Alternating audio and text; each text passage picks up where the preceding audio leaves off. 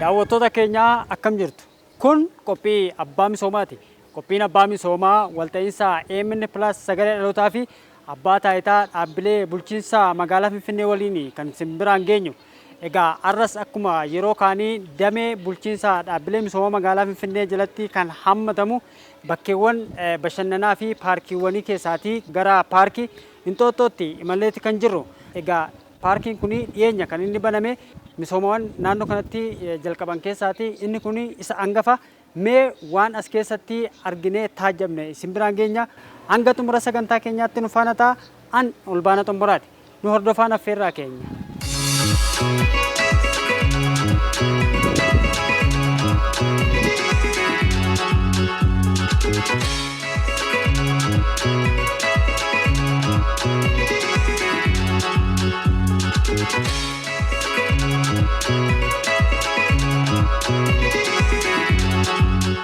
Kun qophii abbaa misoomaati. Qophiin abbaa misoomaa walta'iinsa AMN+ fi abbaa taayitaa bulchiinsa dhaabbilee misoomaa waliin ta'uudhaan kan simbiraan geenyu.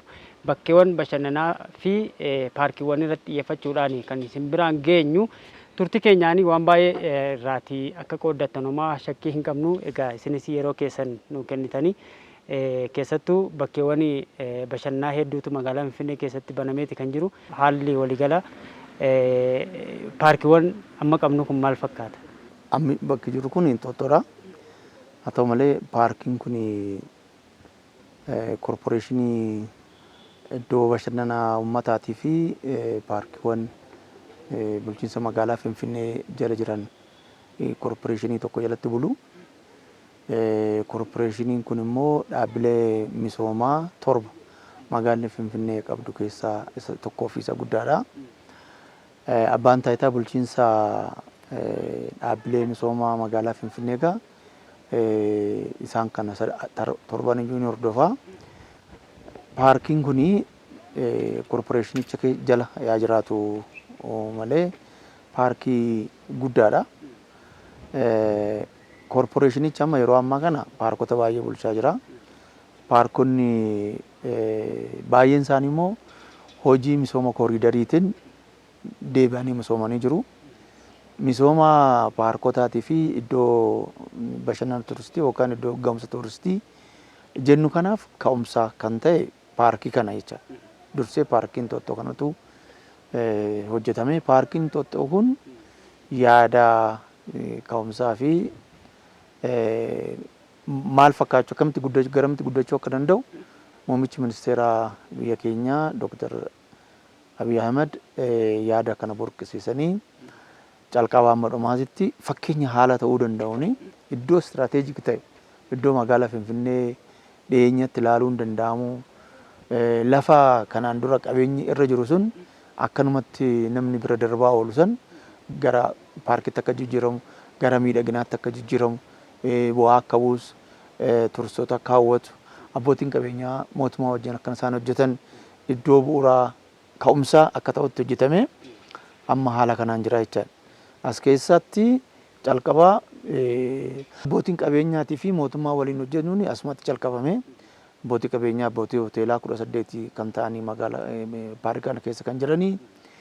Isaan kun qabeenya isaanii, beekumsa isaanii, humna isaanii qabatanii dhufanii mootummaa wajjin hojjechaa jiru.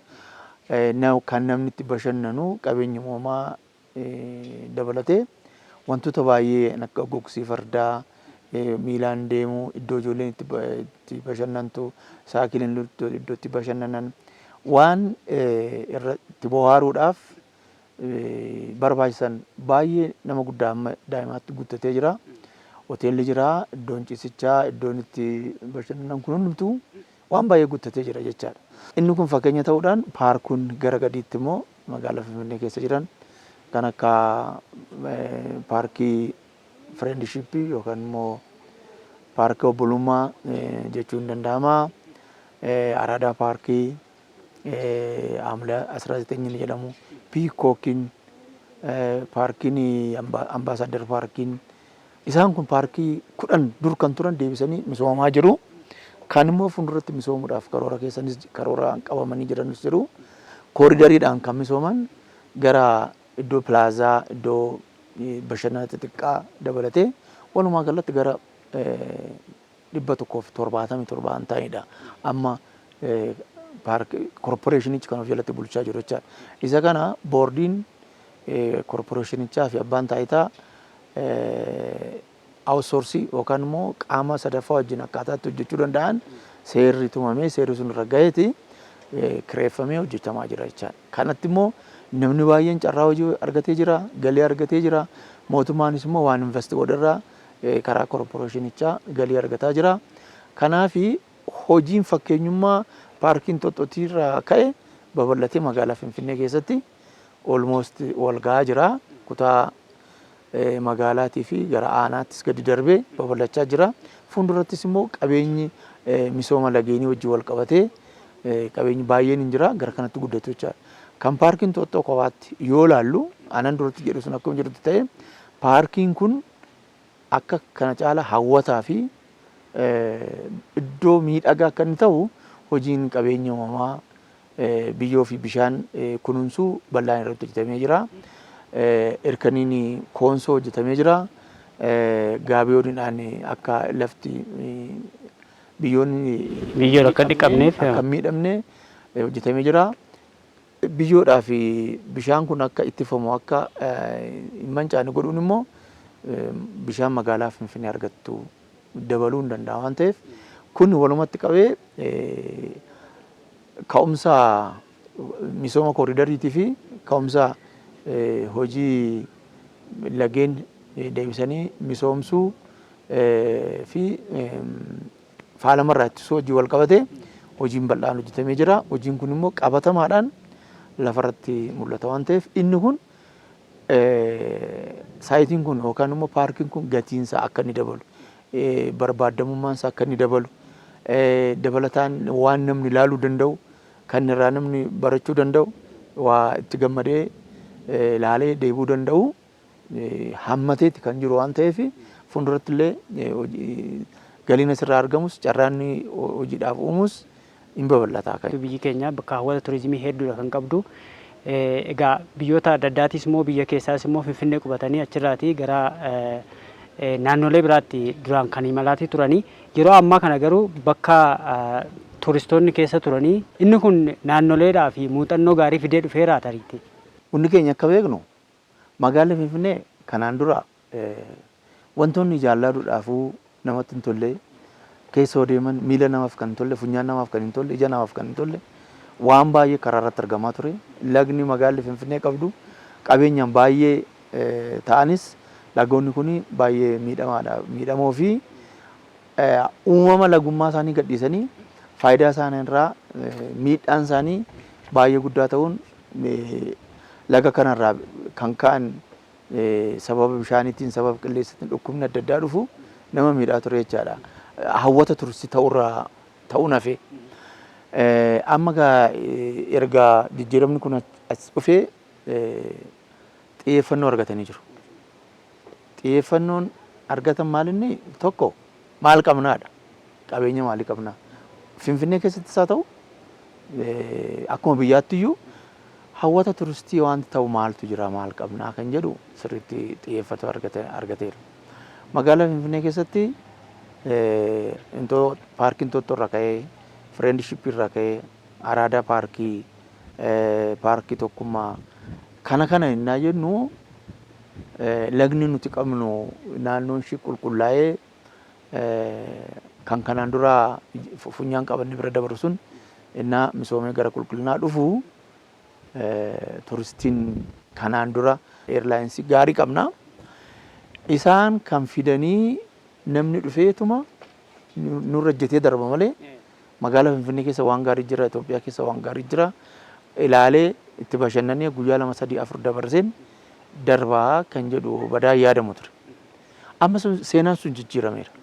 Seenaan sun jijjiiramuusaa ka'umsisaa paarkii kana jenneera. Sana booda qabeenyi magaalaa Finfinnee keessa jiru sun duruu jiru garuu awwaara irraa ka'ee waan hundumaa godhamee misoomeet har'aa namni tokko keessummaan biyya alaatii yoo dhufu akka mootummaattis haa ta'u akka dhuunfaattis akka waajjira adda addaatti kam agarsiifnee kam dhiifnaa kamtirra gaarii ta'a. Imeejii biyya keenya yookaan immoo haala biyya keenya keessa jiru fuula biyya keenya maqaa gaarii ijaaruu biyya keenya ijaaruu keessatti yoo kam agarsiisnerra irra wayyaa kan jedhu sadarkaa filannee kam agarsiisnee kam dhiisnaatti dhiphanna malee wanta agarsiisnu guyyaa 2-3 haa ta'u ji'a tokko illee ta'ee wanta agarsiifamu baay'eetu jira jechaadha. Kun immoo magaalaa Finfinnee keessatti qofaatti nafne tokko ammas kabajamoon muummichi ministeeraa keenya naannolee keessa kan jiran kan akka Wancii, Dandii, Gorgoraa, Beenunaa, kan Baalee, Soofumar isaan kun qabeenya jiran kanarratti yaada akkaataa isaan itti misoomanii fi faayidaa bakka bashannana turistiif akka oolanitti ijaaramanii jiru. Kooyishaan kan jedhamu jira, Halaalaa Keellaan kan jedhamu jira. Even magaalli adda addaas jiru. Isaan kun fakkeenyuma kanaan ittiin hojjetamanii asirraa dabalatee iddoon kunis bakki baay'amu, bakki ilaallamu muuxannoon asirraa babal'ate sun jira jechaadha. Itti aansee misooma koriidariiti. Misoomni koriidarii magaalaa Finfinnee keessatti calqabame magaalota Itoophiyaa keessa jiran hunduma bira gaheera. Magaalli Jimmaa fakkeenya guddaadha. Magaalli Bishooftuu, Adaamaan, Harar, Bahar Daar, Jijjigaan isaan kun sirriitti fakkeenya moodelii magaalaa Finfinnee godhachuudhaan kan isaan hojjetaa jiru. Baay'inaan yeroo as dhufanii muuxannoon fudhatu walga'iin kamiyyuu walga'ii olaanaan haa ta'u inni kaan haa ta'u walga'iin kamiyyuu hirnaa jiru as dhufanii hojii lafarratti hojjetame muuxannoo fudhatanii akka leenjiitti ibsi kennamee fi asirraa barnoota argatan san of biratti mul'isan godhamee inni amma Arbaa Minci argee jira, Bishooftuu argeera, magaalaa Adaamaa argeera.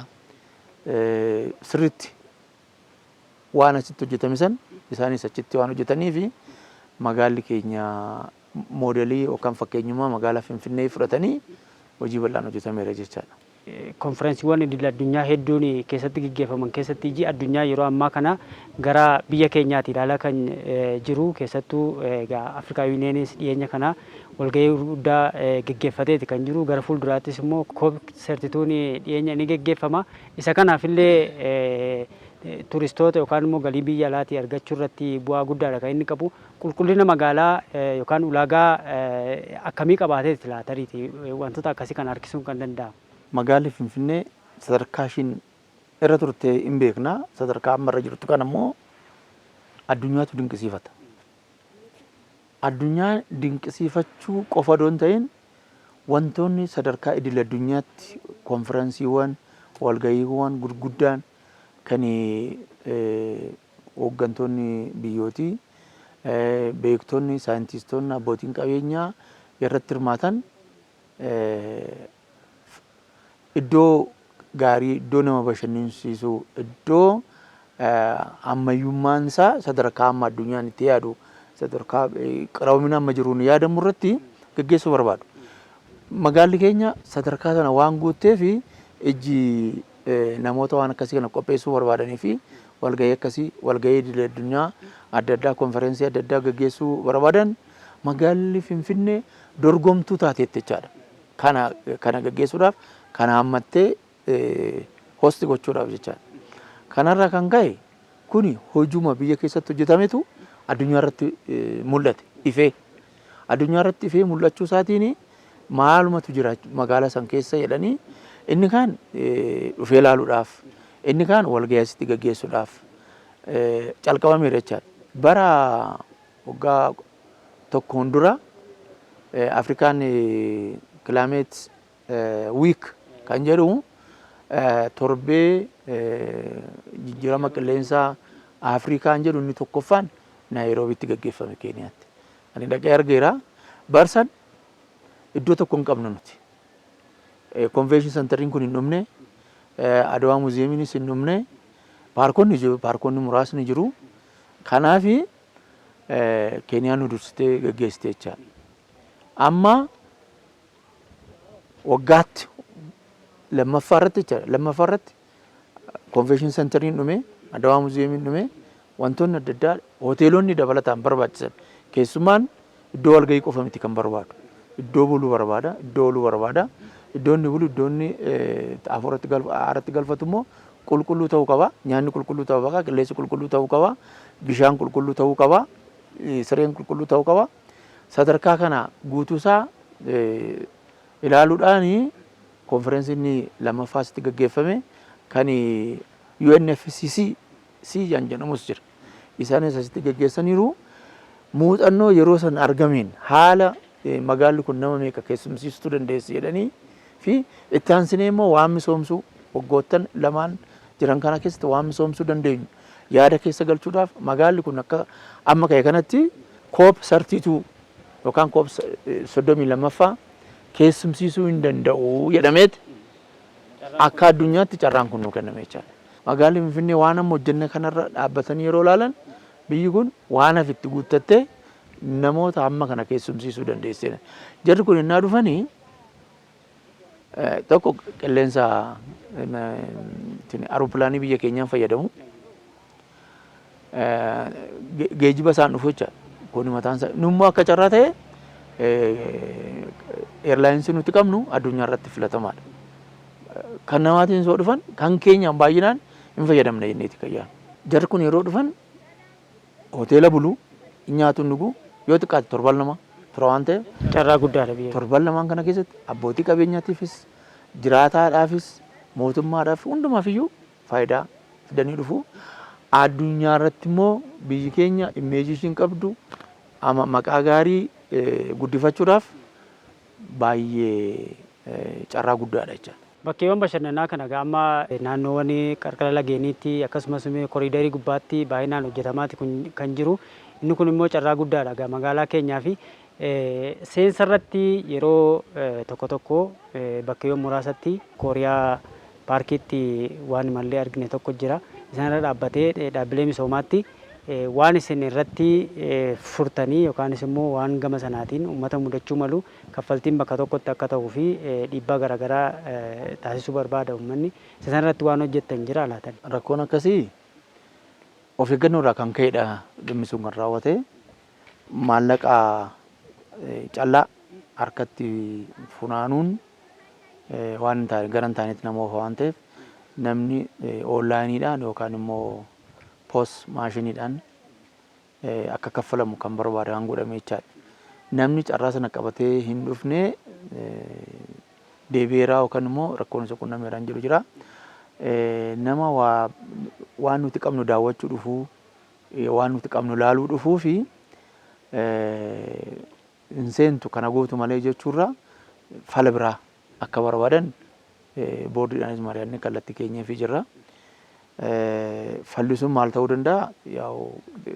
Korporeeshinichi itti yaadee akkamitti otoo maallaqni funaanamu hin qisaasamin seeraan akka inni maallaqichis galii ta'uu fi namnis immoo seeraan akka inni keessumsiifamu fala akka barbaaduu fi namni lamaffaa akka namni achi ga'e akka lamaffaa akka hin deebine akka namni sunutti hin mufanne galiin sila argamu qabus akka argamu kan jedhuun lafa keenya irra jechaadha. Tajaajilli nuti kenninus hawwataa ta'uu qaba. Si'ataa hawwataa kan namni itti gammadee deemu gammachiisaa ta'uu qaba. Tajaajilli keenya sanatti akka isaan guddatan onlaayinis poos maashinii isaan jedhamu saniinis carraan biraa dhabame immoo waan biraatiinis haalli akka mijaa'u kallattii kenninee jirra. Akkasitti raawwatamu isaa hin hordofna jechaadha. Dhaabbileen gurguddoon kun gara teknooloojiitti tajaajila isaanii fidanii akka hojjetanii fi fuuldurattis immoo maal hojjechuu fi akka jiru asumarratti xumura itti goonee baana. Teknooloojiidhaan fayyadamuun akkan dura kaasisan tajaajila si'oomina qabu hanqisaasamna of keessaa hin qabne kan shakkii hin qabne tuttuqaa maallaqarraa bilisa ta'anii tajaajila kennuun baay'ee barbaachisaadha. Kanaaf isa kana godhuudhaaf immoo teknooloojiitti fayyadamuun dirqama waan ta'eef amma tajaajila teknooloojii kennamu abbaa biiroo innoveeshinii fi teknooloojii magaalaa Finfinnee wajjin ta'uudhaan kan misoomaa jiran jiru. Anamma kanamaa misoomsee hojiitti seenee jira. Isaan kanis akkuma amala isaaniitti misoomsanii jala jalaa hojiitti seenuun baay'ee barbaachisaadha. Kanaaf waanuma yeroon isaa gaafate waan ta'eef Isa kana kan raawwatan kan hojii keessa seenan ni hordofna. Kan hojii keessa seenin immoo karoorfatanii qaama kana misoomsuu danda'u wajjin walii galanii nus gargaarree akka wanti hundumtuu teknooloojiidhaan akka deeggaramu.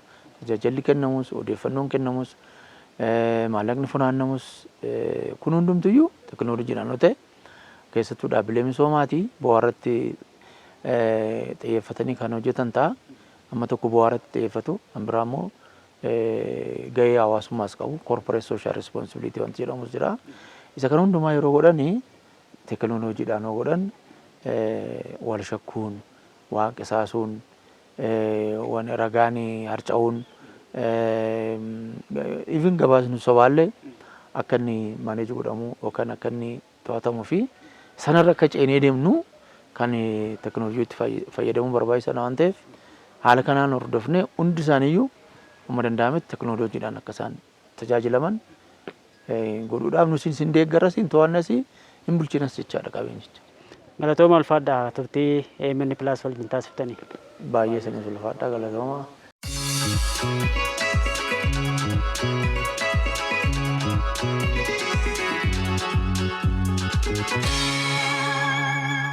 Gaafa magaalaa keenya ilaaltu dhuguma wanta akkasii ta'an jettu gaafa illee jijjiiramuu hin dandeenye jedhamee mootummaan illee dubbatu dhugaadhaan seene amma garuu bakka wanti xiraa'aan wanti qoshaashaan hundumtuu ka'ee baay'ee namatti tola bakka wanta har'a dhaabame fakkaatan sigginyoonni irra karaarra jiranii bishaan akkas ba'anii iddoo ijoolleen itti taphattee bohaartu kanallee kaleessa dheengadda Finfinnee keessaa baanee iddoo biraadha kan deemaa turre birrii baay'ee baafne jechuudha.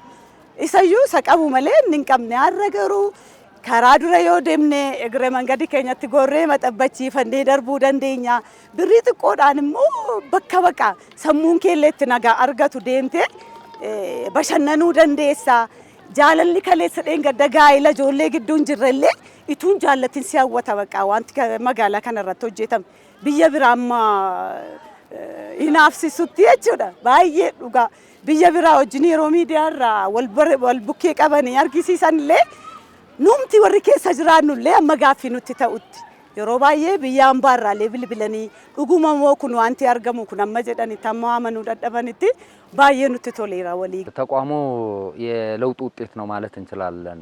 የህዝብ መዝናኛ ቦታዎችና ፓርኮች ኮርፖሬሽን Dhaabbatichi bu'aa jijjiiramaati. Bifa haaraan erga hundeeffame booda humna guutuun hojii keessa seene. Kan duraa dabalatee paarkiin Xooxxoo waliin 10tu hojii jalqabe. Yeroo ammaa kana misooma koriideriin kan misooman waliin gara paarkiiwwan 170tu hojii keessa jira. Isaan kun koorporeeshinii bakkeewwan bashannanaa jalatti gurmeeffamanii hojiirra jiru jechuudha. 170 ምናምን አካባቢ በኮሪደር የለሙ ፓርኮችን ይዞ ነባሮችንም አዲሶችንም ይዞ እያስተዳደረ ይገኛል። Kana durootu muummichi ministeeraan dhufiin paarkota duraan bara mootota durii jaalaman jiru jechuudha. Akka paarkii 22 turaniiru isaan warra duraanidha jechuudha. Moodernis miti akka kanas nama hawwatan turani jechuudha. Akkuma jedhe sila erga muummichi ministeeraa keenya dhufee yeroo jalqabaadhaaf paarkiin Xooxxoo kanadha. Isaan mooderni godhanii akka warra alaallee biyyoota alaallee biyyoota keessaa akka hawwatamuu fi bakka hawwata turizimii keessaa tokko godhaniitu miidhagsaniitu akka galiillee biyyittiidhaaf akka inni maddisiisu kan godhame tokko inni jalqabaan Xooxxoo paarkii kanadha jechuudha. Kanaaf Xooxxoo paarkii irraati galii baay'ee argannaa jechuudha nuti akka koorporeeshinii. Gara kamiin yoo jette tokkoffaa intaraansii kaffalchiisnaa warra alaa dhufanii warra keessaallee sana duwwaallee tun taane Xooxxoo paarkii keessa immoo ilaalte wantoota garaagaraatu jira. Riizoortiin jira, ispaan jira, kuriiftuu riizoortiin fa'aa wantoota dhiman jiru. Biraandiin dhumti as keessatti argamu. Warri kun naanna'anii yaa'u galii biyyaa guddisuudhaaf warra tajaajila kennaa jiran jechuudha. Addana keessatti as keessa yoo lixxe bakka bashannanaa waan dhibee tokko hin jiru jechuudha. Magaalaan keenya wiirtuu bashannanaa daa'immanis kan ga'eessotaas hin qabdu turte. Yeroo ammaa kanatti ግን haala hawwataaf miidhagaa ta'e kanaan mandara keessatti safaratti ijaaramee baay'ee si'aayee jira jechuudha. Kun immoo sammuu daa'immaniitiif baay'ee murteessaadha.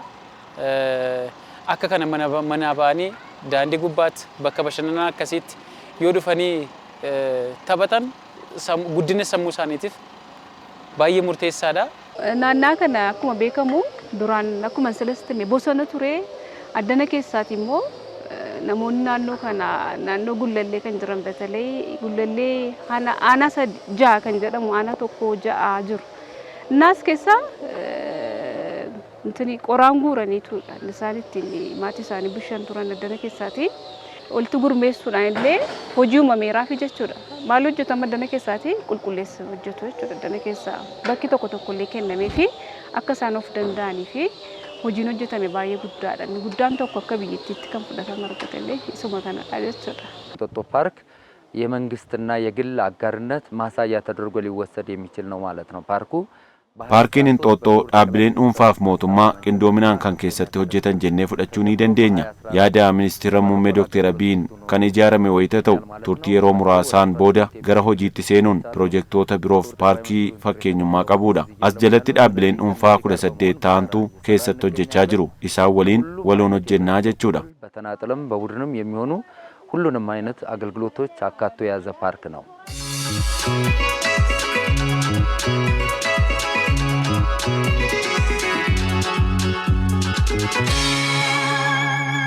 Korporeeshiniin keenya isa hojjetamee dhume akka bushinuuf gama bulchiinsaadhaan nutti laatame jechuudha. Akka bushinuudhaafidha.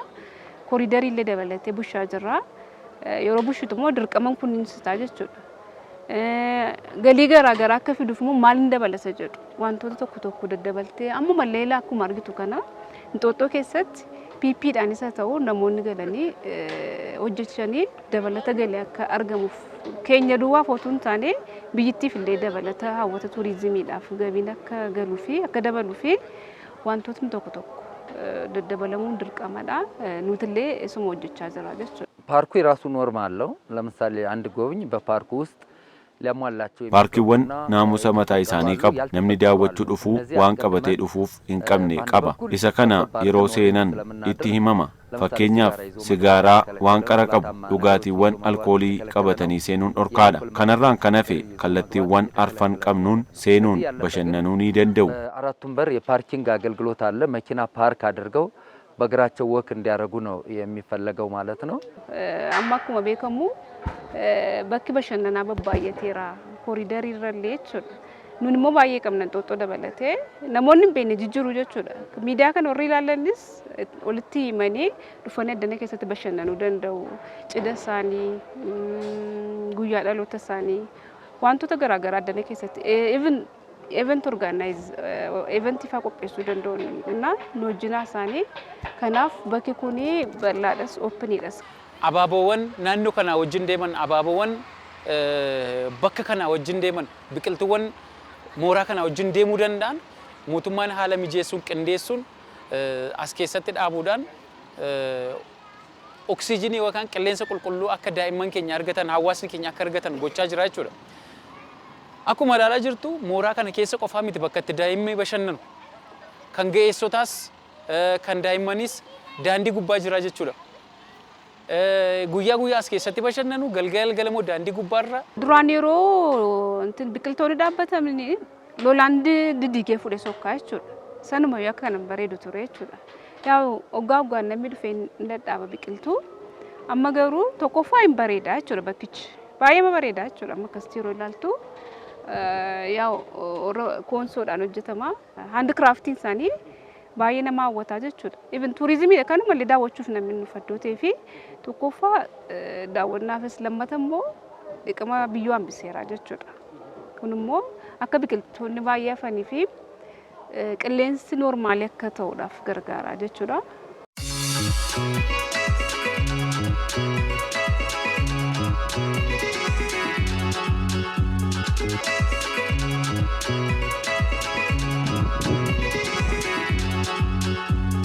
Egaa daawwattoota keenya turtii keenya har'aatiin bakka bashannanaa paarkii Inxooxxoo keessatti kan argamne qaamuma paarkii Inxooxxoo keessatti kan argamu bakka kanatti immoo egaa kun akkuma argaa jirtanii dhiqama biyyee hambisuudhaa fi egaa qaama kanaa ta'ee hojjetaatii kan jirani keessattuu ogeessonni naannoo Koonsoo irraa dhufanii gaarri kun akka dhiqamisa biyyeetiin gara gadiitti akka hin dhangalaanee fi hojii bal'aadha kan isaan hojjetaatii jiranii. Kun immoo gara koriidarii keessattuu qarqara lageenii irratti hojjetamaa jiruu fi bu'aa guddaadha kan inni buusu. Qophii keenya asumarratti xumuruuf deemna. Ani Olbaana Xomboraan ture. Yeroo biraa sagantaa biraatti walitti deebina. Horaa bulaa deemanaa isiniin jedha.